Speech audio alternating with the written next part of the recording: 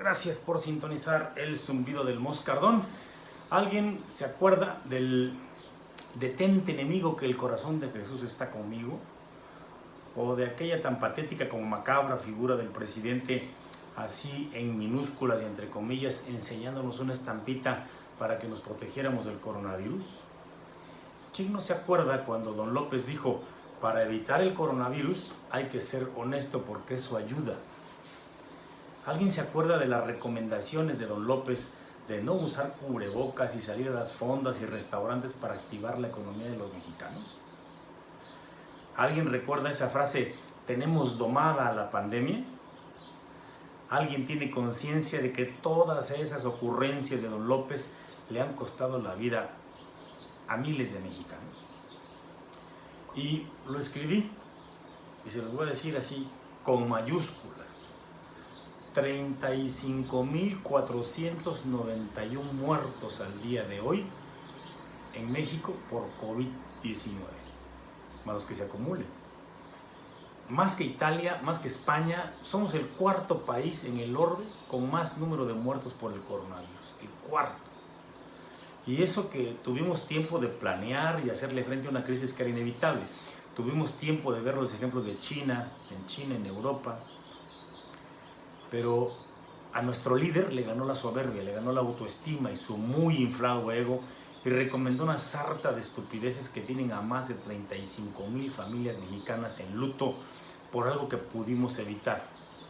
Por eso pregunto si alguien se acuerda, porque el discurso o los discursos ya después del niño ahogado son quédate en casa, usa cubrebocas, se avecina una crisis, el semáforo naranja no quiere decir que ya puedes andar en la calle, la culpa es de los gobernadores, ni el gobierno ni el presidente corren riesgos, etc. Las arengas del inquilino de Palacio Nacional ya han cambiado porque la crisis sanitaria lo rebasó, pero también porque se le avecina una crisis peor que no le va a caer como anillo al dedo, sino todo lo contrario. No va a haber recurso que le alcance para el apoyo de los millones de personas a las que les prometió dádivas electoreras. Las predicciones dicen que el Producto Interno Bruto caerá entre 10 y 12%. Hay algunos analistas que lo ubican en menos del 20%.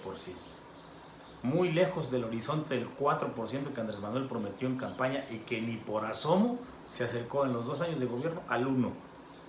Esa improductividad del país es grave. Un estudio de la Universidad Nacional Autónoma de México, el alma mater del presidente, dice que ya perdimos 1 millón de empleos y que podríamos perder otro más en los próximos 6 meses, lo que acarrearía que al menos 16 millones de mexicanos estén en pobreza extrema. Esos son los números del presidente. Pobres quería Obrador, ¿no? Y los va a tener por millones. El problema va a ser ¿de dónde sacarán el dinero para sus dádivas electoreras si el país no produce, no recauda, no atrae inversión y lejos de apoyar a la micro, pequeña y mediana empresa en México, las asfixia con impuestos? No hay que ser adivino para imaginar lo que le espera a México. No hace muchas columnas escribí que nuestro país, con el gobierno que tiene y con el rumbo que tiene ese gobierno, sumándole además la crisis sanitaria y económica, será la próxima tragedia latinoamericana. Y cuando me refiero a tragedia no me refiero a lamentaciones, sino a la verdadera esencia de los mexicanos, que es la revolución, así como el propio López la ve, con armas de fuego, tumultos en las calles, con ganas de derrocar a un régimen fallido.